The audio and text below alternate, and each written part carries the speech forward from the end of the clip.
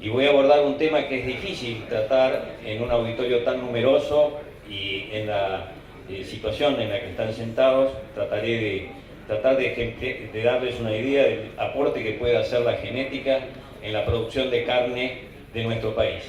El Foro Argentino de Genética Bovina está formado por las asociaciones de criadores, la Sociedad Rural Argentina y la Cámara Argentina de Biotecnología e Inseminación Artificial, es decir, todos aquellos que trabajamos en el mejoramiento del ganado.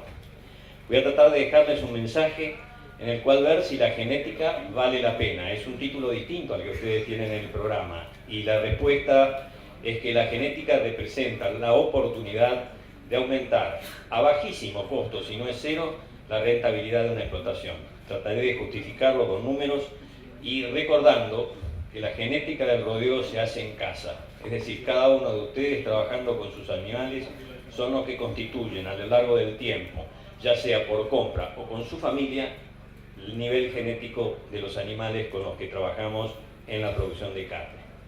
También otra idea es que la genética que se introduce en un rodeo se hace a través de los toros que se utilizan, y voy a tratar de justificar también este punto. Todo comienza con el servicio, y hay que recordar que el criador, con las decisiones que toma en el rodeo de cría, condiciona el producto que llega hasta el plato del consumidor. Este condicionamiento se da en dos tipos de rodeos que tenemos disponibles en el rodeo de cría, que es el rodeo de vacas y el rodeo de vaquillonas. Y desde el punto de vista de los toros, si hacemos o no inseminación artificial. Ahora, este circuito de la genética tiene un doble trabajo en la producción de carne, que es muy distinto a lo que ocurre, por ejemplo, en la genética del bovino para leche. En el caso del bovino para carne, tenemos a la izquierda una primera parte o preocupación, que es la generación de las terneras de reposición. Al venir para acá me decía un amigo, mirá, la genética, en fin, pero tenemos que lograr una vaca adaptada al medio ambiente, que pueda aguantar las condiciones del sistema donde se encuentra, que pueda soportar las condiciones de restricción alimenticia en los momentos en que en los peores campos no hay pasto. En fin, todo un proceso de preocupación para lograr una vaca adaptada al medio ambiente que pueda producir un ternero todos los años. Pero al mismo tiempo, producimos los terneros que vendemos, los terneros que salen a venta. Y esos terneros que salen a venta son los que ingresan, por ejemplo, a establecimientos como este, donde nos explicaba Martín y Carlos recién los sistemas de engorde con los cuales aplicaban en esos terneros trazados comprados. Cada día hay mayor cantidad de productores que ingresan en algo que podemos llamar ciclo completo, es decir, que tienen un mayor control desde lo que sucede, desde esa decisión tomada al dar servicio a las vacas y en la compra de los toros. Ahora, ¿cuál es el rol que podemos pensar para la genética en este aspecto? Recordemos entonces, el criador debe abastecer su rodeo con las terneras de reposición, productos de sus vacas adaptadas al medio, y al mismo tiempo lograr verter terneros que contribuyan a la rentabilidad de su negocio. Ahora, cuando hablamos de esos terneros que ven a venta, ahí tenemos un muestrario de lo que nos han estado explicando ahora. Engorde y terminación con utilización de pasto, y suplementación, y en algunos casos extremos, la utilización exclusiva de engarde corral. Gonzalo Álvarez Maldonado estuvo hablando recién hace un poco sobre la aparición de nuevos mercados y la utilización de productos de este tipo de sistema de producción en condiciones de ser exportados a la Unión Europea. Ahora, al mismo tiempo, este tema de la genética nos habla de la oportunidad de vender para el mercado interno o para la exportación, con las diferencias que todos ustedes conocen. Acá hay un ejemplo. Este ejemplo está tomado de una tesis de la Escuela de Posgrado de la Unidad Integrada del INTA de Balcarce y de la Universidad de Mar del Plata. Si suponemos un rodeo de 200 vientres Angus y utilizamos 6 toros en total, de esos 6 toros, 3 son toros Angus y 3 son toros Hereford. Estaríamos produciendo con esos 3 toros Angus las 40 terneras de reposición que entrarían después en el proceso de cría, recría, servicio hasta ser introducidas nuevamente en el rodeo, mientras irían a venta los machos Angus y el 100% de la F1 Angus, Hereford Angus, producidas en ese rodeo. Esto representaría, esquemáticamente y con un criterio de mejoramiento basado en el cruzamiento exclusivamente, la forma de poder abastecer estas dos necesidades. Ahora bien, ¿es posible pensar en un esquema distinto? La idea es, primero, poder definir qué es genética. Para muchos, la genética está asociada a la performance o al comportamiento de los animales candidatos a ser seleccionados en una pista, en la pista de una exposición. Los premios ganados simbolizan realmente el mejoramiento. Para otros, la genética está asociada a los precios altos ganados en un remate. Y ustedes pueden haber visto lo que ha sucedido en Palermo en algunos de los remates con hacienda comprada y algunos de ellos que van a ser exportados fuera del país. Para otros, la genética representa la adaptación al medio ambiente, es decir, lograr producir en condiciones ambientales que deben ser obviamente respetadas y que condicionan el tipo de animal que vamos a utilizar. Para otros, la genética, ahí viene, se refiere a un biotipo, y ese biotipo está referido a un carácter muy único, que está referido a la altura, a una determinada edad. Ahí ustedes tienen los pesos de faena logrados con novillos de frames distintos, frame grande, mediano, chico. Cuando uno se refiere a estos conceptos de la genética, es probable que los dos primeros, premios en exposiciones y precios de remates, estén asociados a la gente de mayor edad, a la gente más conservadora. Y si hablamos de adaptación al medio ambiente, y si hablamos de biotipos y de frames y de tamaño, y hablamos de tamaño moderado y de vacas adaptadas al medio ambiente, lo vamos a encontrar entre la gente probablemente más joven y entre los técnicos. En realidad, cualquier definición de la genética es incompleta si estas no incluyen las DEPs. Y las DEPs son las diferencias esperadas de la progenie.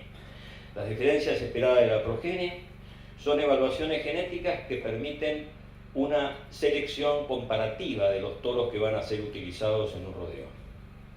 No nos dicen qué hacer, nos dicen qué podemos hacer, que es distinto. Es obvio que en media hora no podemos hacer una disquisición tremenda sobre el uso de DEPs, pero sí podemos poner ejemplos para que ustedes vean lo que es posible obtener cuando existen mediciones objetivas. Las DEPs cubren, por ejemplo, los caracteres de crecimiento. Ahí están tomando el peso al nacer de ternero brangus en una cabaña en el norte. O bien podemos llegar a sofisticaciones de poder analizar la composición corporal.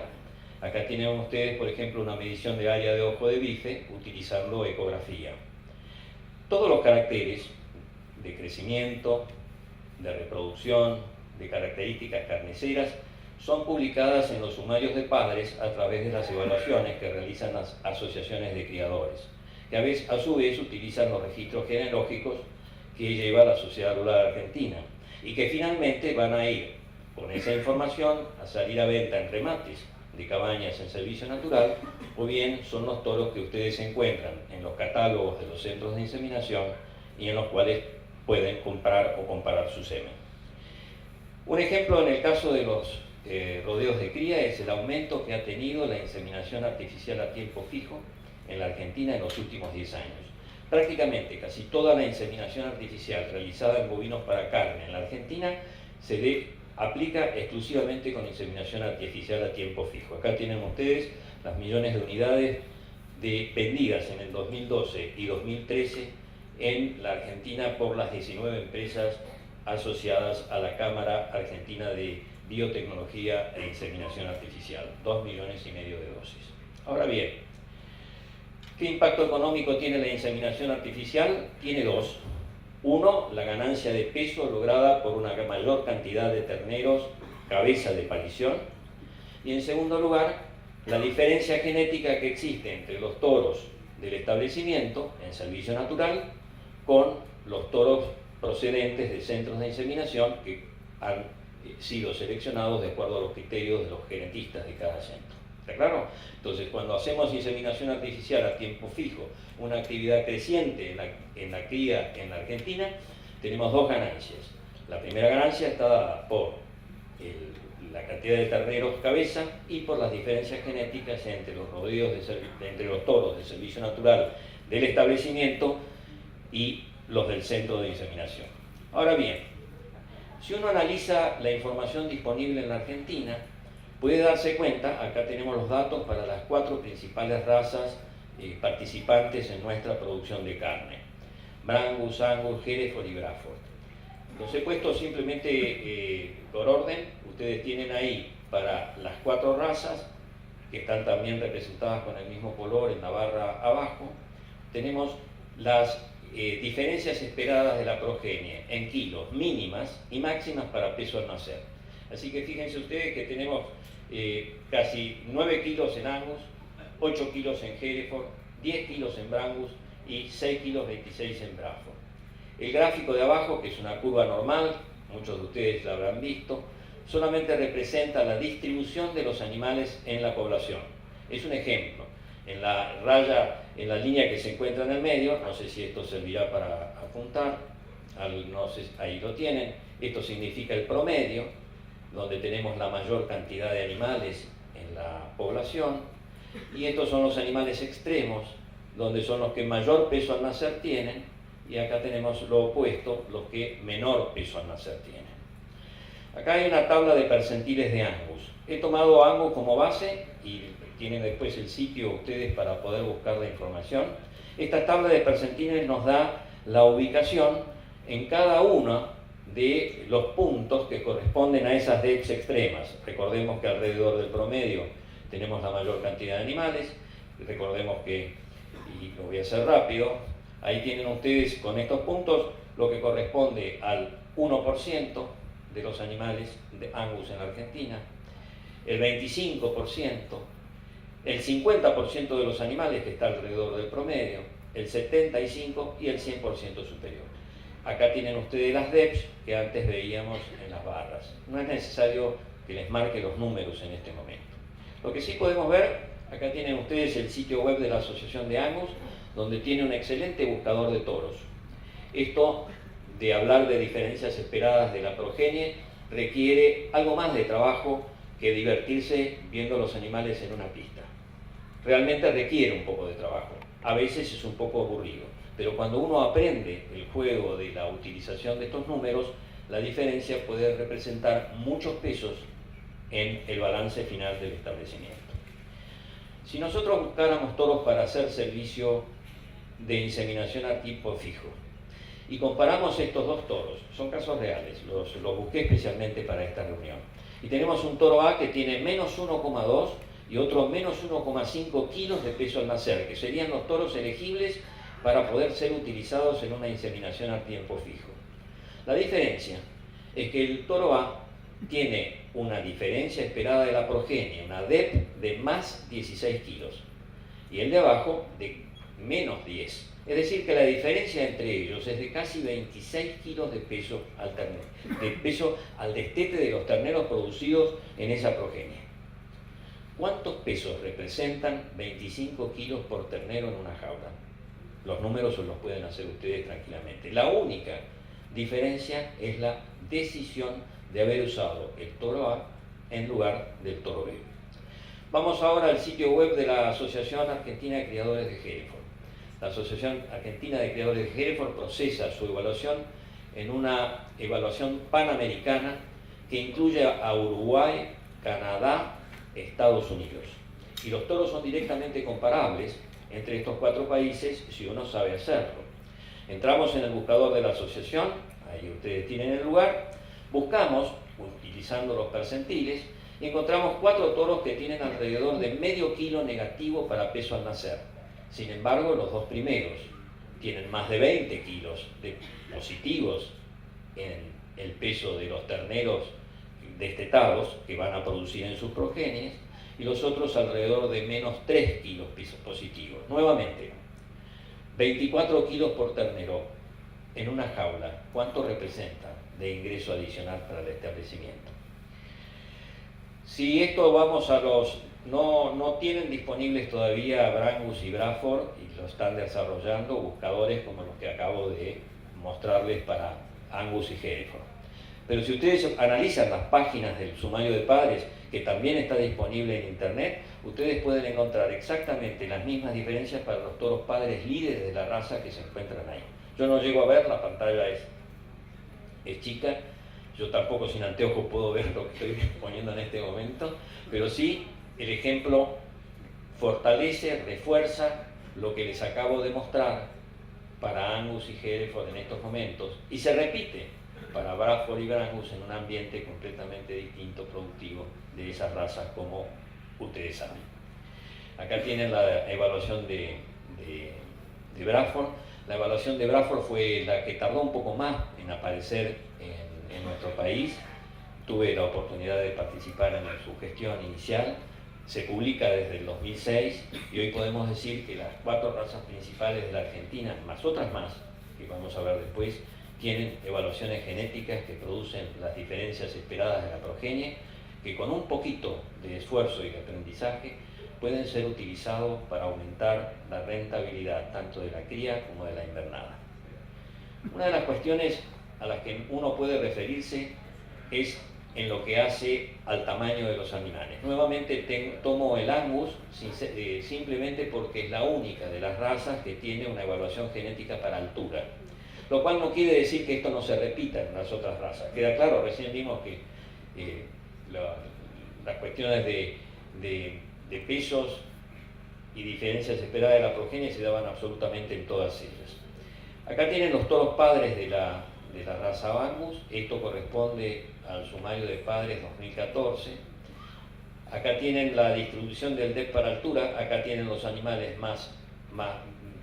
de menor altura. Acá tienen los que están desde este punto, que es el 10% inferior.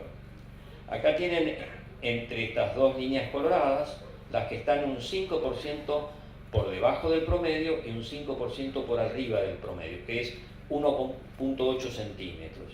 Y 3 centímetros, 0.2 milímetros está el 90% de la distribución. Abajo ustedes tienen 4 toros. Y en esos 4 toros, el primero tiene menos 0.6 para peso kilos para peso al nacer, y el menor, el siguiente, menos 0.1.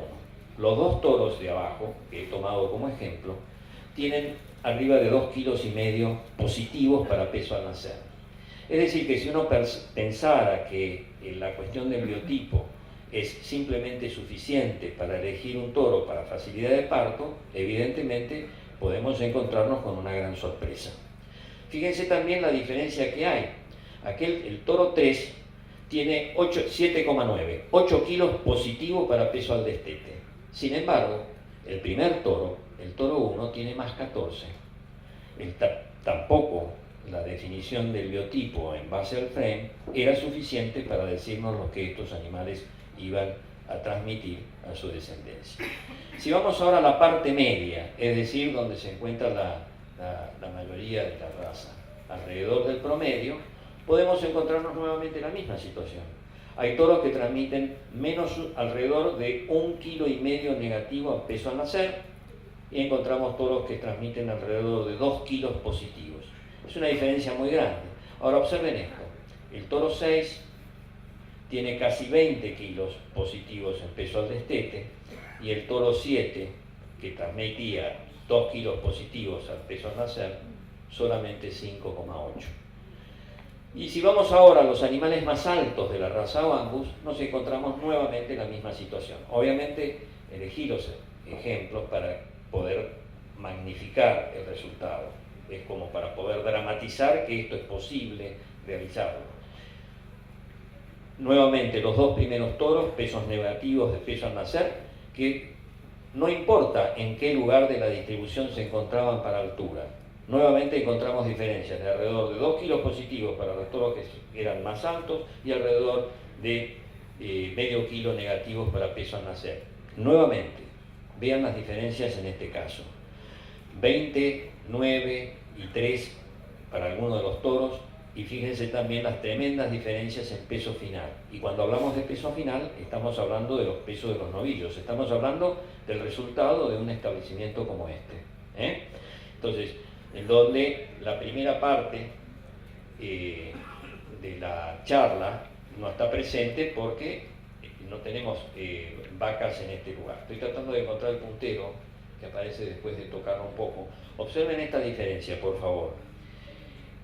El toro que tenía menos 0,5 de peso al nacer, más 9 kilos de peso al destete, tiene más 29 kilos de peso final. El de abajo, lógicamente, animales grandes, más pesados, casi 40 kilos más. En consecuencia, cuando uno va y elige un toro de un trío que está comprando, puede encontrarse que para una misma altura, acá tienen un ejemplo, el toro A y el toro B, ambos toros que tienen un frame mediano o a chico, ustedes observan la diferencia que existe en las diferencias esperadas de la progenie para peso final. El toro A tiene más 23 kilos, el toro B tiene menos 16. La diferencia es casi 40 kilos por animal. ¿Cuánto representa en una jaula de novillos 40 kilos por animal? Es un extremo, pero es una diferencia muy importante. Es un extremo. Cuando vamos en peso al destete, entre los extremos de las 4 razas tenemos una tremenda oportunidad de encontrar animales que se adapten a las condiciones en las cuales estamos produciendo y que tienen diferencias extremas de más de 50 kilos entre los más livianos y los más pesados. Si vamos a peso final, estamos en diferencias que están arriba de 80 kilos entre los más livianos y los más pesados. También una nueva y gigantesca oportunidad para poder mejorar la rentabilidad del negocio. Ahora, cuando estamos hablando de selección, no nos podemos hablar, esto que estamos haciendo, de elegir padres, de elegir toros para producir terneros, podemos hacerlo de dos maneras. Por medio de cruzamientos, como el ejemplo que puse inicialmente, o por medio de selección de reproductores individuales. Lo que debemos decir es que la selección y el cruzamiento son complementarios. Nadie obtendría un buen resultado cruzando un Angus con un toro Hereford si ese toro Hereford viene de la cola de la distribución. ¿Queda claro la idea? En consecuencia, cuando hacemos selección y hacemos cruzamientos, la información de las diferencias esperadas de la progenie es necesaria para salir de las definiciones clásicas de la genética que hemos utilizado hasta ahora. Ahora bien, hemos logrado un gran progreso en la Argentina en la cúspide de una pirámide que es la que representa el mejoramiento de una población. Hay muy pocas cabañas en la cúspide de esta pirámide. En el estrato inferior se encuentran multiplicadores, que pueden ser productores que se encuentran enrolados en los programas de puro controlado o puro registrado de las asociaciones. Esos toros son vendidos a establecimientos que utilizan toros evaluados con evaluación, y en la base los rodeos comerciales que utilizan toros sin ser evaluados. Hemos logrado un gigantesco avance, se dispara solo en la cúspide de la pirámide. Hoy las 4 razas principales exigen a sus criadores que estén enrolados en los programas de evaluación genética para poder incorporarse en Palermo o en las exposiciones nacionales. Muchos de los multiplicadores, y en este caso es una situación especial de Argentina, que producen puro registrado, puro controlado, bráforo, brangus de origen, también participan con sus animales en las evaluaciones genéticas de cada una de esas razas. Y realmente hemos logrado un avance. Donde sí debemos trabajar es en la base de la pirámide, que es la gran cantidad de gente que se encuentra en el sistema comercial de producción. Probablemente estamos terminando una evaluación cuantitativa, menos del 30% de los toros utilizados en nuestro país y reemplazados todos los años provienen de algún programa de evaluación genética, de marcación fenotípica o de cualquier otro tipo que haya controlado su condición genética, no solamente la producción de diferencias esperadas de la progenie. Es decir, que tenemos un gigantesco trabajo, una oportunidad para aumentar la rentabilidad de las explotaciones y adaptarse a las condiciones de cada mercado utilizando la genética que optimiza los recursos que se utilizan, así también como la rentabilidad de todo el sistema. Espero que esta charla no les haya sido aburridos. Ahí tienen el sitio del Foro Argentino de Genética Bovina y en su nombre les damos las gracias al IPSBA por haber podido participar con ustedes hoy. Nada más. El aplauso para Daniel Musi.